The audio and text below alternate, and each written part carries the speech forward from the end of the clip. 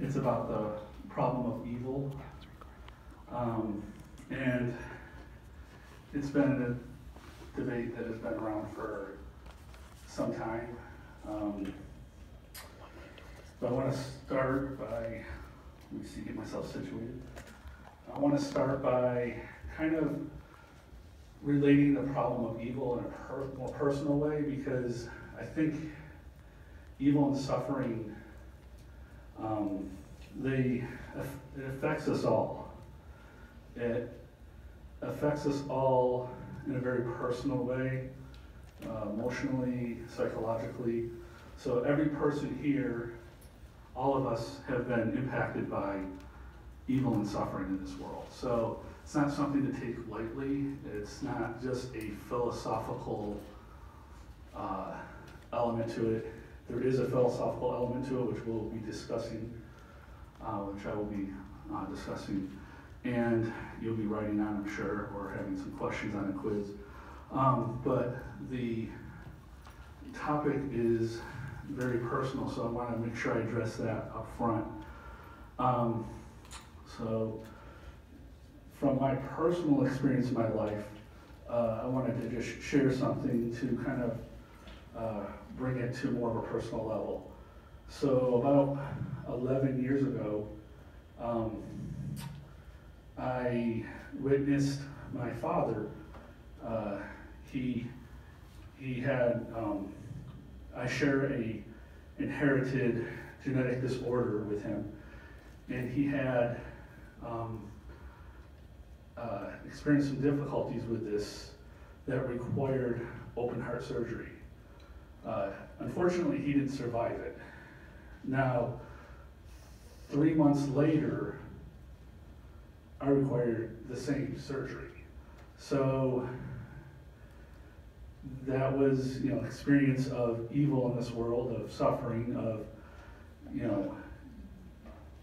it's not necessarily anything I did to get this disorder, except for being born into this world. But for me personally, I was able to find great comfort in my faith. So I relied a lot on my faith and prayer and seeking God through it. So I wanted to just share that because I think there is definitely, a personal element that affects us all. I want to kind of outline what I plan on discussing. So first, I will present what has been labeled the logical problem of evil, which was popularized by a philosopher by the name of J.L. Mackie. And Mackie provided this logical problem of evil. That problem essentially was, how can a holy, good, omniscient, omnipotent God or being exist with evil?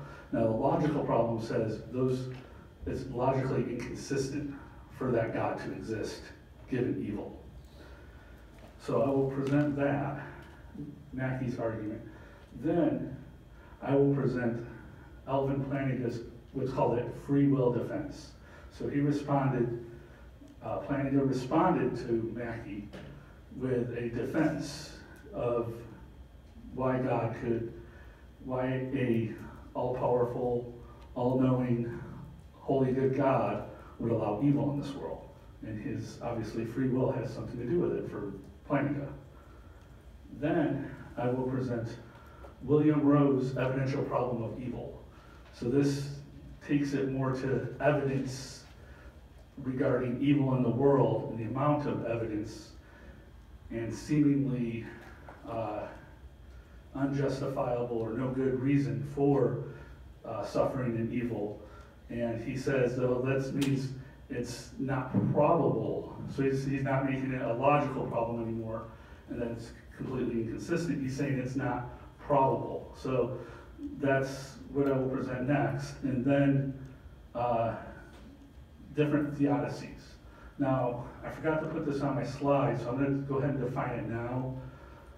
Theodicy has to do with a justification. I think I do actually provide that. So I think next slide I do. So there's free will theodicy, natural law theodicy, and what's called soul making or soul building theodicy. And that's kind of a response to the evidential problem. I will then present Bahnsen's, Greg Bahnsen. He's the one I recommended for if you wanted to watch more debates, listening to his debate.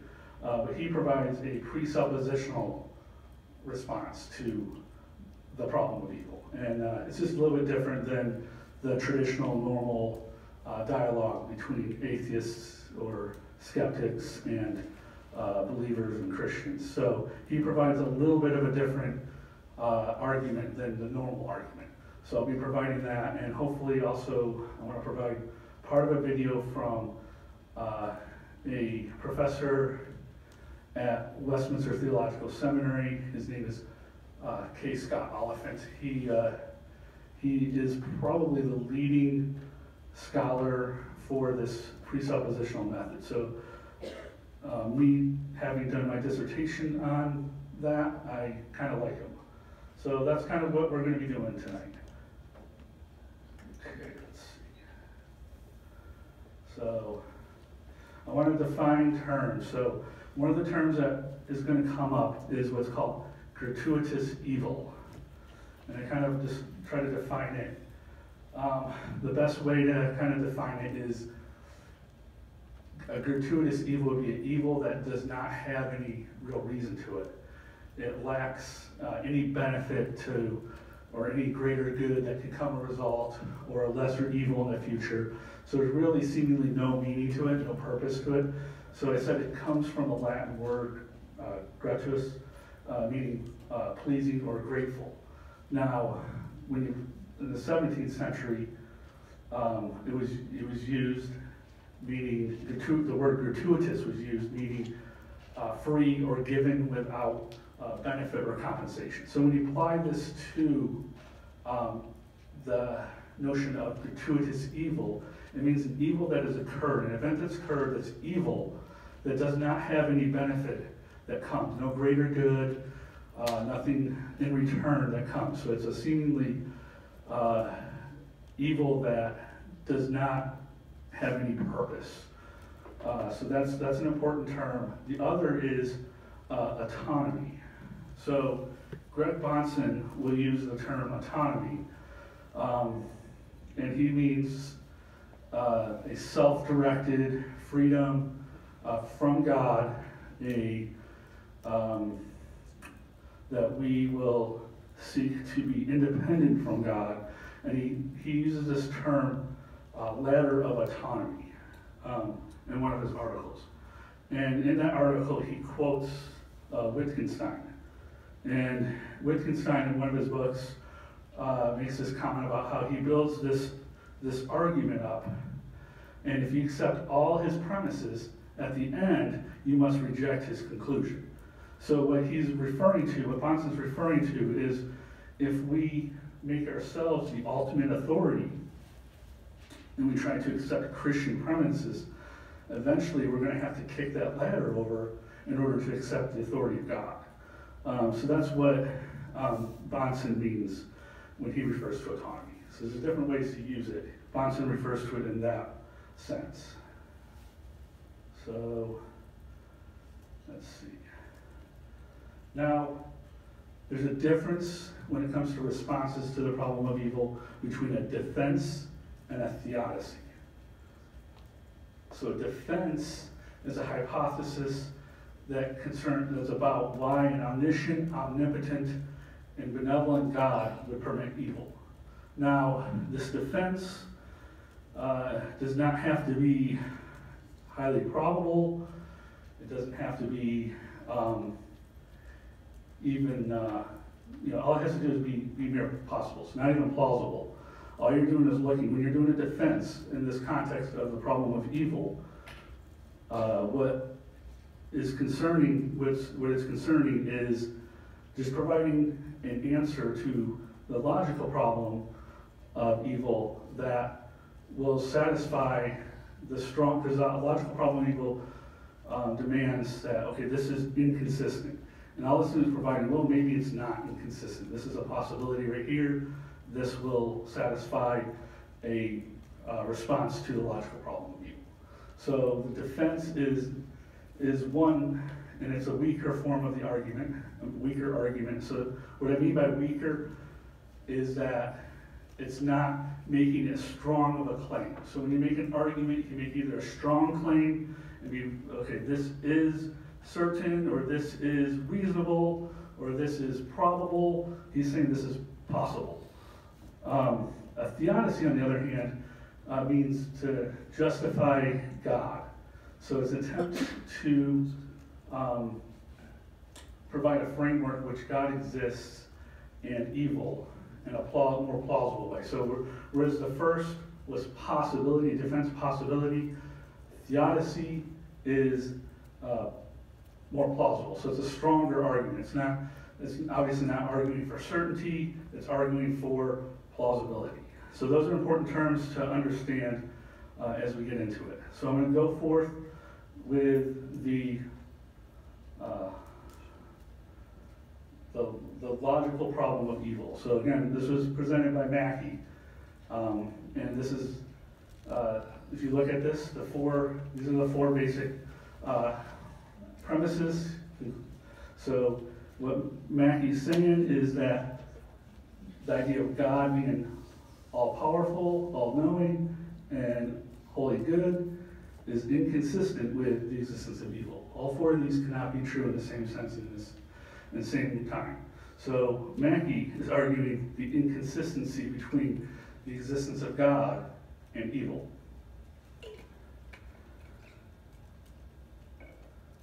So it's important to note that he is making a strong argument. He is trying to say that it's completely illogical for evil and God to coexist. The two of them can't. So this continues, he kind of builds off that. So, and Mackey continues his logical argument by saying that a set of statements is logically inconsistent if and only if A, that set includes a contradiction of terms, P and not P, or B, a direct contradiction can be deduced from the set. So 6, God is omnipotent. If God is omnipotent, then he would be able to prevent all of the evil and suffering in the world. So he's making that statement. He makes that statement about all, like omniscience. So it's essentially the same thing for premise 6, 7, and 8, except for in each one he's dealing with omnipotence, one he's dealing with omniscience, and then the other one he's dealing with omnibenevolence. So it's the same thing. So you might want to shorten it if you would like to get kind of make sense of it. But he's saying the same thing with all of those. So in 8, if God is perfectly good, then he would want to prevent all of the evil and suffering in the world. So based upon premises 6 to 8, in the light of suffering in the world, evil and suffering, the world should lead to the following. So he gives 9 and 11 are the following. So if God knows about all the evil and suffering in the world, then he knows how to eliminate and prevent it. Wants to eliminate or prevent it, is powerful enough to eliminate and prevent it, and yet does not prevent it. Then he must not be perfectly good. So he goes through with the rest, 9 to 11. It's the same thing, it's just with 10, he's not all powerful, and with 11, he's not all knowing. So then he makes a conclusion from 9 to 11. He infers 12. If evil and suffering exist, then God is either not omnipotent, not omniscient, or not perfectly good. So he's building his argument. So his argument is, he built his argument. Now he's getting to the point where he's saying that the two of them cannot be logically, there's a logical inconsistency with a holy good, all-knowing, omnipotent God and evil in the world.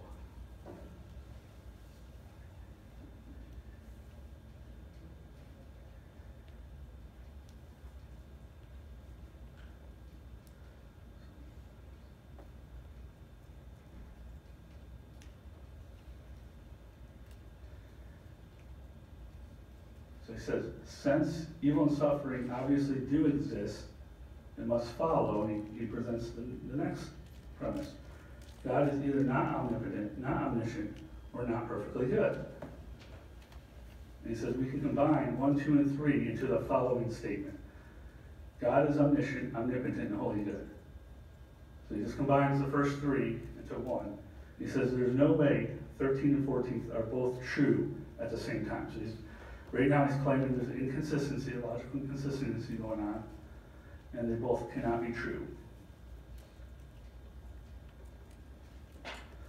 So therefore, he says in 15, a set of statements is logically consistent if and only if it is possible for all of them to be true at the same time. So they're possible, impossible, probable. So he's saying it's not possible for God and evil to be both true.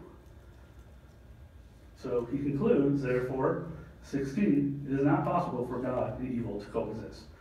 So, I know it's a long argument, but he gets to his point that it is not possible for God to exist because of evil.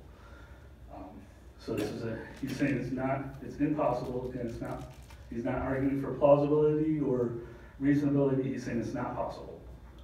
So Alvin Plantinga provided a defense to this. Again, the defense is all that's needed to show this is wrong, is to show, is it possible that God and evil coexist? Is it possible? So Alvin Plantinga provides his response.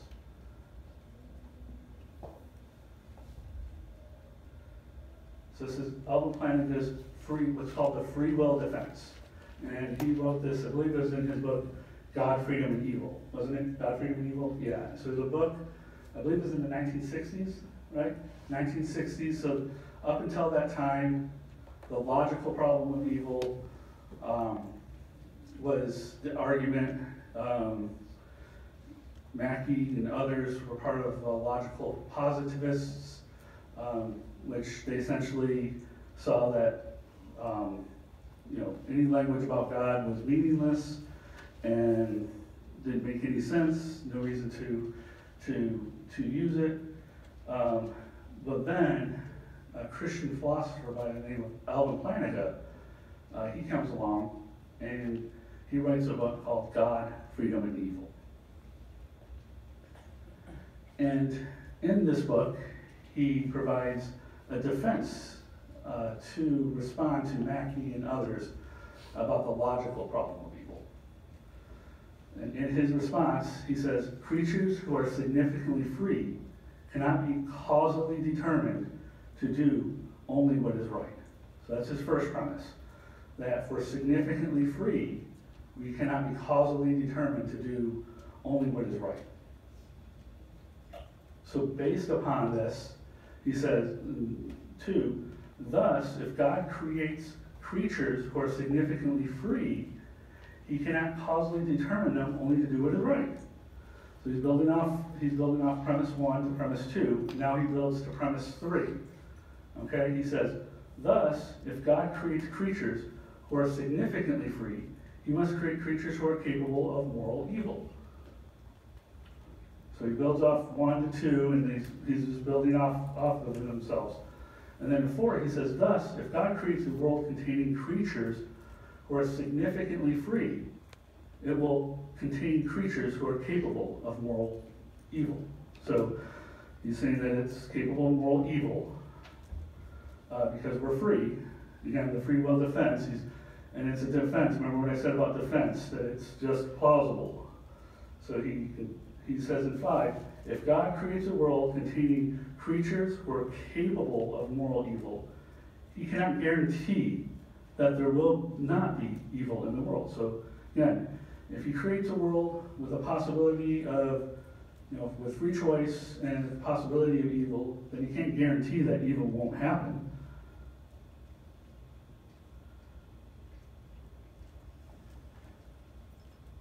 So then he says in 6, building off 4 and 5, thus, if God creates a world containing creatures who are significantly free, he cannot guarantee that there will not be evil in that world. And after that, he says, a world containing creatures who are significantly free and freely perform morally good or morally evil actions is more valuable. So he's making a claim that it's more valuable to have this freedom of choice, all else being equal, than a world containing no free creatures at all. So what Planet is saying there is it's a more valuable world where we are free to choose right from wrong is a better world than a world where we can't. And then he goes to 8, building off of 7. Thus, God has good reason to create a world containing creatures who are significantly free. So, then from there, I believe it's the conclusion, which is, thus, God has good reason to create a world which he cannot guarantee will not contain evil. And that is the free will defense presented by Alvin Plantinga in the 1960s, and that pretty much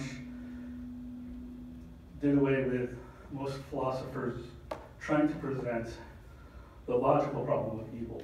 Yes? Do you want to check for understanding real quick? Or? Yes. Do you guys have any questions about this? Any of the terminology I'm using? What Plantinga presented? Yes? What's that? I mean, I could put them on there, I guess. You could, but you also want to look at your textbook. Much of this material is in the textbook. Well, that's the chapter. Is that the chapter? I think it's 29. Problem with evil is at 29. So he believes it's chapter 29, and a lot of this is presented there. So is there any guess? This is a little off topic, but Yeah. is there any philosophers that actually explain, like, in detail, like in depth, what the source of evil is? Since God did not create evil, but he allowed it to exist. It doesn't really say specifically where the source comes from besides like, our hearts. Oh, so you're talking about like Christian philosophers who would respond to the problem of evil and talk about where it comes from.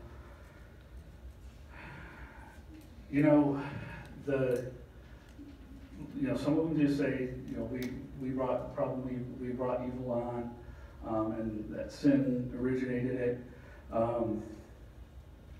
Others would, say, well, it existed beforehand because the serpent was in the garden, and Satan, existed before man. He's supposed to be evil. So it's kind of hard to I'm not sure if any. They usually try to always answer that. At least most of them do.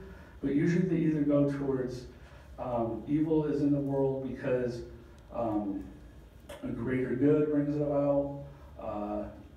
The source of it, they don't really talk about the source as much, just the what happens once evil is in the world. But yeah, some of them will speculate that it's speculating that it's okay. Well, we brought evil into this world, or maybe Satan was the one, his rebellion. What a lot of them will agree on is that there is two different types of evil. There's evil as a result of the natural laws, and then there's evil as a result from our choices. So the natural world works according to certain laws and principles governing it, and that will bring about, say, hurricanes or tornadoes, earthquakes, and so that's one kind of evil. And then the other kind of evil is, evil from our hearts, that we act out on others and on society. Obviously, the sin element of evil is a result of, our reflection of our hearts. and some of them might argue that the natural evil, what we consider natural evil, is a result of that as well. But some of them will also say that, that's just the way the world is. God created the world that way, and these natural laws are going to play out that way as well. So those are the two different types of evil.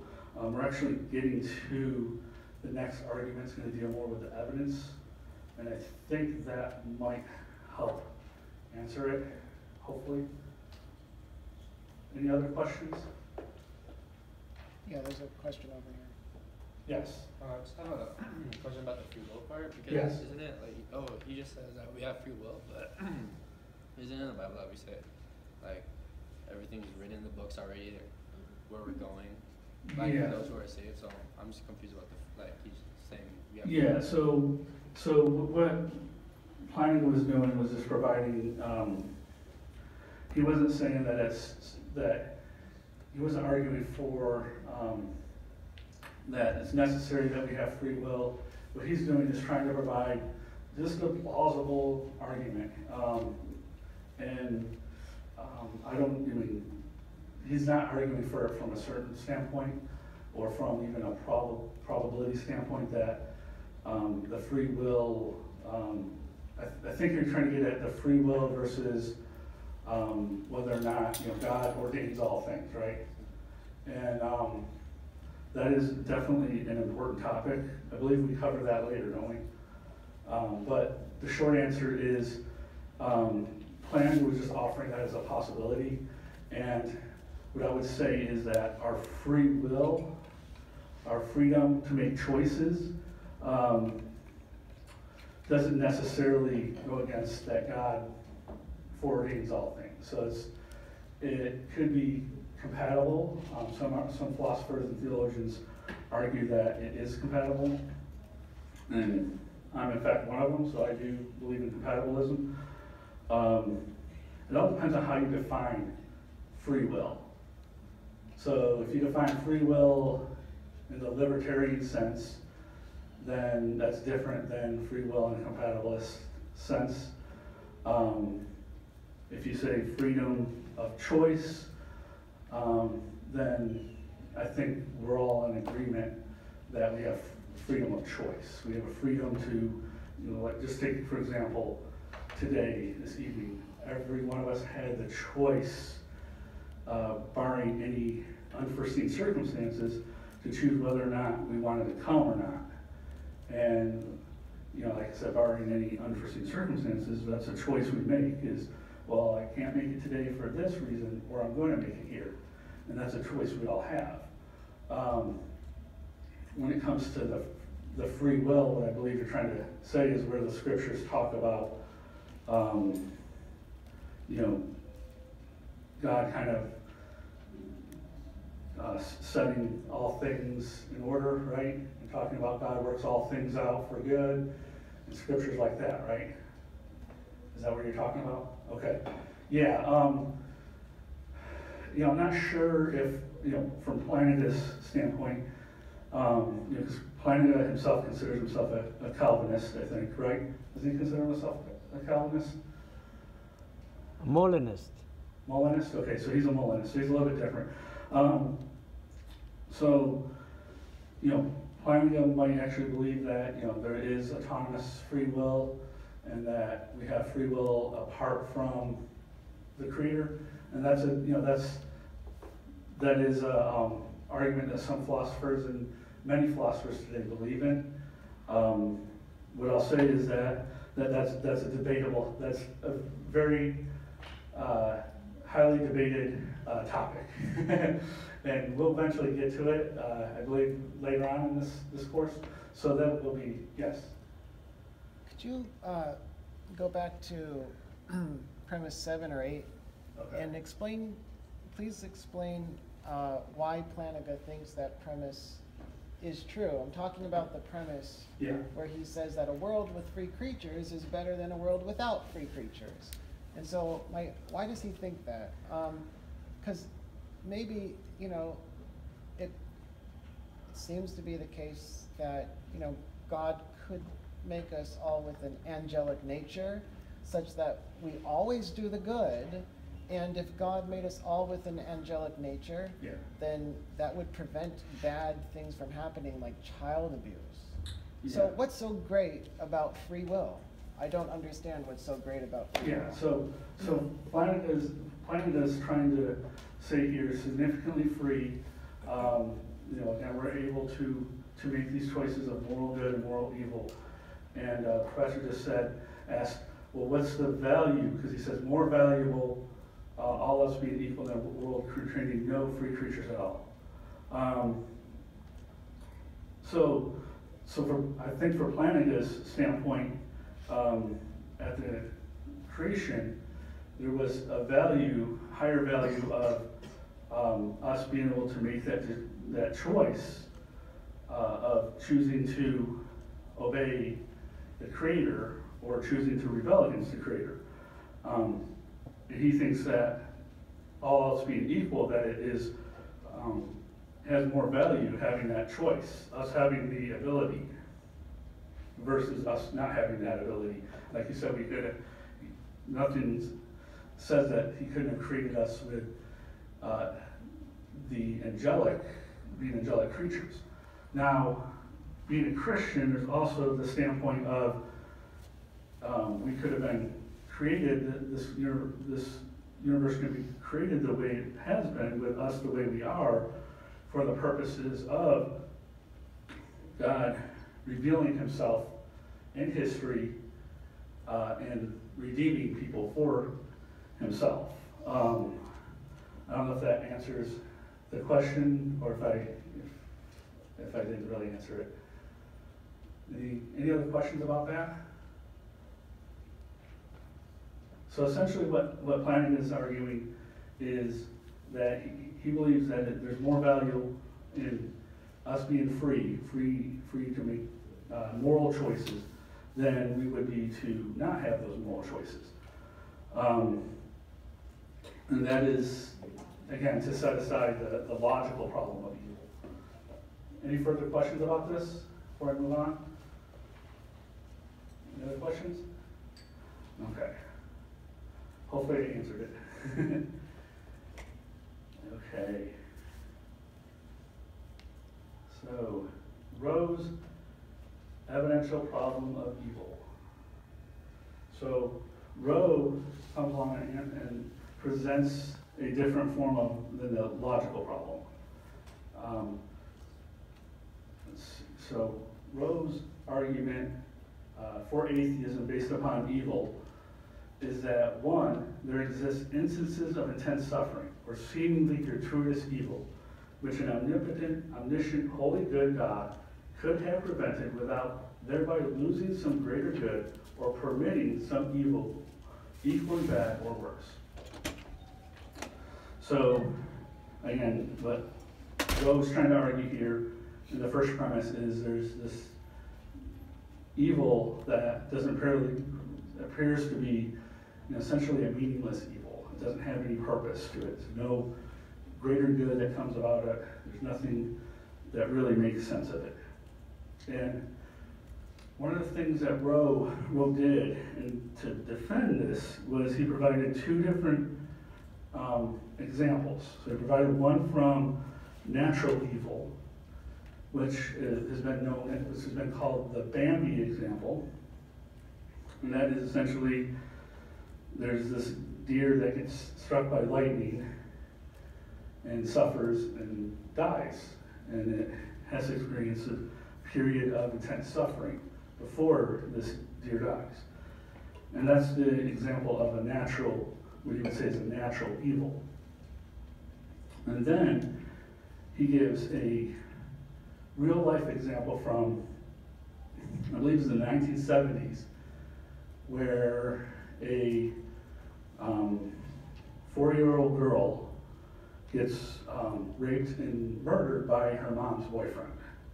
And he says this is another example of a moral evil that is a horrible moral evil and has no justification, he says.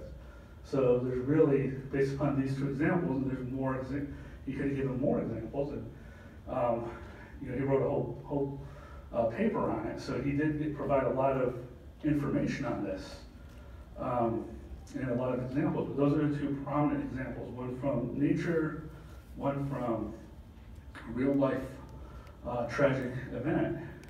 And he says there's, based upon these two evidences, there's no real reason why these events had to occur.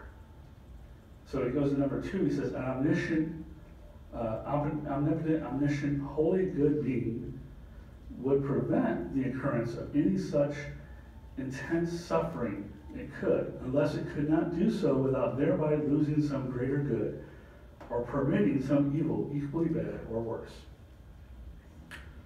So, if there's no greater good that can come about it, or preventing a greater evil, then it's really, to him, it's gratuitous. It's evil that doesn't make sense. So he says, therefore, there does not exist an omnipotent, omniscient, holy, good being. And Rowe's argument is, the argument is valid. Therefore, we have rational grounds for accepting its premises. If we have grounds for accepting its premises, to the extent that the rational grounds for accepting atheism. So we have rational grounds now for accepting atheism. And do you have any questions about Rowe's evidential argument? So again, he's going in a different direction than Mackey, and he's providing a more evidence-based argument that argues for atheism and against theism because of evil in the world and instances of seemingly gratuitous evil. And as a result, it is reasonable from Rowe's perspective to accept atheism as a result of it. So any questions about Rowe? So again, Rowe is not, he's saying this is it's a rational, makes rational sense to accept his argument, and therefore it is rational to accept atheism and reject theism. So I'm going to move on to theodicy. 3 theodicies, in fact.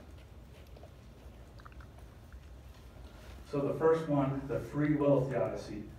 So this, again, this appeals to the free will of human choice, and that, kind of similar to Planeta, God created humanity with a certain amount of free will. And much of the evil in the world is a result of human choice and the misuse of human freedom. So most Christians would agree that we do have freedom of choice. It's how we define free will that would be the disputable form. But freedom of choice, yes, we would say every Christian would agree on that and say, yes, we do have a certain amount of freedom of choice and free will. And this theodicy essentially says, well, because of that, God is essentially off the hook for evil. And that's a popular theodicy. Free will theodicy, I think, is probably the most popular theodicy out there, isn't it? Or today, at least, it's one of the most popular ones. Free will is considered, I believe William Lane Craig uses it, and others. There's a very popular theodicy today. Then there's the natural law theodicy. So that says, in order for humans to be able to make decisions on their own, there's a need for the world to be set up in a well-defined way. One of the ways this is done is through orderly laws of nature. So these laws of nature, sometimes it plays out and hurricanes happen, earthquakes happen. That's part of natural order. And so that's the natural law theodicy. And that's another popular theodicy. And then, so does anybody have questions about the first 2 theodicies? The free will theodicy or the natural law theodicy? I was going kind of quickly through these because you could spend a lot of time talking about each of these and getting into specifics. But I want to kind of present each one and then maybe we can talk about it a little bit more. So then there's the soul building theodicy. Now this was one that was popularized by John Hicks, I believe, right? Was it John Hicks? John Hicks was one that popularized this one. In, I think it was called Evil and the God of Love. So Hicks' argument was that God allows certain natural evils and evils from the consequences of our choice and moral evil to happen because it provides an opportunity for good to come about. So it provides this opportunity for our soul to develop, for people to see the consequences of their choices and see evil played out and the consequences of it. And hopefully they turn away from the evil and turn to God. So that's kind of what John Hick was getting at, was that you kind of have a purpose behind it, is trying to get us to turn away from our evil ways and turn to God. And I believe there have been some theologians who have actually tried to put the three of these together. I think, if I'm not mistaken, Ronald Nash tried to bring the three of these together and say, well, you can actually bring the three of these together. There's nothing that says that the three of them have to be distinct. There's nothing saying that you cannot have a theodicy involving the free will theodicy, the natural law theodicy, and a soul building theodicy, and kind of have one argument that brings all three of them together. So that's, I believe Ronald Nash is the one that did that, if I'm not mistaken. Like I said, I've read some stuff from him and listened to some lectures of him, and that's kind of where he was getting at, was that we don't have to choose one or the other. There is actually a way to kind of bring the three of them together. So again, these are stronger arguments than Plantinga's. Plantinga was trying to just debunk the logical problem. These are specifically geared towards Rose and others that have a more evidentialist argument from the problem of evil. Do you have any questions about these three? Okay, I'm gonna, let's see, how much time do we have? So, I'm gonna go to Bahnsen, then I think I'll go to the video. So Greg Bahnsen, as I said before, was a Christian philosopher. He had done several debates with atheists when he was alive. He died suddenly in 1996 of heart complications. I think he was 48 years old, so he was kind of young. But when he was alive, he did quite a bit, and he presented a presuppositional response, as opposed to, these are more evidentialist, natural theology, classical approaches towards the problem of evil. So what we've done so far is see what a more traditional response is, going back and forth. Greg Bahnsen does something a little bit different. He presents a presuppositional argument against it. So just to kind of give you an idea of what presuppositionalism is, presuppositionalism sees that we have to start with the basic presuppositions. Every worldview works off of presuppositions. And so he's arguing from a presuppositional level, what we accept, what we don't get from necessarily from reason or from evidence, but what we accept as true without necessarily debating philosophically. And the professor spoke about this a couple weeks ago when he was talking about the preconditions of intelligibility, the laws of logic, laws of science and morality and mathematics, all these things that we have to accept in order to make sense of the world we live in. Well, Bahnsen and others argue, well, yes, we have to accept those, and those are things that we cannot really argue for, but how do we make sense of it? How do we justify a world that has those. And what they say is that you can't justify them apart from the Christian worldview. So Bahnsen's presuppositional response to the problem of evil is presented in his book. There's a book called Always Ready, and specifically chapter 30, he designates to the problem of evil. And so he addresses the problem of evil from a presuppositional standpoint. And so this is what Bahnsen says. He says, what does the unbeliever, like Rowe, like Mackey, what do they mean by good? Or by what standard does the unbeliever determine what counts as good, so that evil is accordingly defined or identified? So Bahnsen right here is setting up, he's arguing indirectly against the worldview of Rowe and Mackey and others like him that provide these arguments from the problem of evil. He's saying, well, how do you define good and evil? How does the atheist define good and evil? He says, what are the presuppositions in terms of which the unbeliever makes any moral judgments whatsoever? So, and there's different skeptical theories and atheistic theories of morality, but ultimately what Bahnsen says is it comes down to really two options.